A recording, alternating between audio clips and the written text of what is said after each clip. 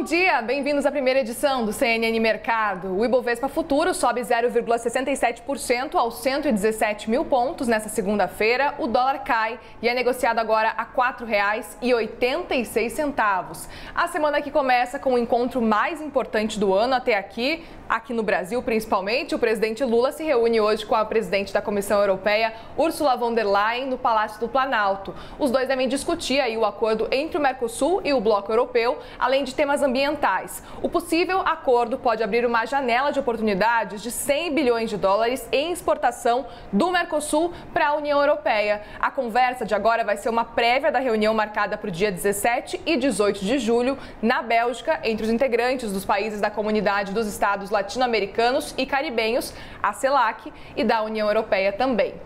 E lá em Brasília, as atenções se voltam também para as negociações do marco fiscal, porque o ministro da Fazenda, Fernando Haddad, ele vai entrar em campo para destravar a votação da nova regra no Senado. Ele que deve se reunir nessa semana com o presidente da Casa, Rodrigo Pacheco, e a análise e votação do projeto que estavam previstas aí para essa semana podem ser adiadas para a semana do dia 19 de junho.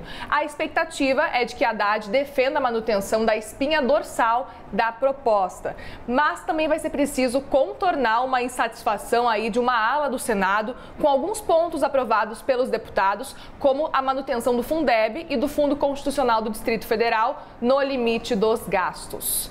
E o Banco Central divulgou agora há pouco, pessoal, o relatório Focus dessa semana. A projeção do mercado para a inflação desse ano caiu de 5,69% para 5,42%, como a gente vê aqui do lado. Para 2024 e 2025 também teve uma revisão para baixo. Lembrando que na semana passada o IBGE divulgou o IPCA de maio, a inflação, o índice que ficou em 0,23%, muito abaixo do esperado pelos analistas, e nos últimos 12 meses a inflação acumula uma alta de 3,94%, ou seja, abaixo dos 4%. A projeção para o PIB subiu de 1,68% para 1,84% em 2023. Agora, com relação ao câmbio, nada muda nesse ano. No caso da taxa de juros, sem alterações, portanto, até 2025. E a gente tem falado sobre a desaceleração também da inflação a partir dos resultados dos últimos dados do IPCA, e isso vem animando as projeções dos economistas, como o relatório Focus mostrou agora há pouco.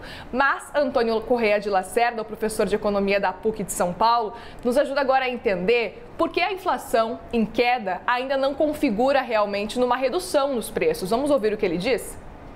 Nós tivemos uma redução nos preços dos combustíveis e isso está trazendo, então, um alento para a inflação. Consequências disso? Bom, a economia começa a andar melhor, uma inflação mais baixa e abre espaço, evidentemente, mais intenso ainda para uma redução dos juros. Agora, vale lembrar que inflação em queda não é necessariamente preço em queda.